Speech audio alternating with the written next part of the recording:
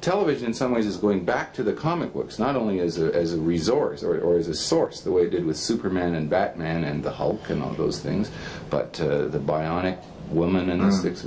That's the same kind of fantasy that used to be in the good old comics. They're getting back to the true values, to the things we can all relate. Now, to be serious, which isn't easy for me, but to be serious, when you were a kid, and I'm sure you were, you probably loved fairy tales. Everybody loved fairy tales, but you get to be about 7, 8, 9, 10 years old, whatever. You're too old for fairy tales. You get to be an adult, you're certainly too old.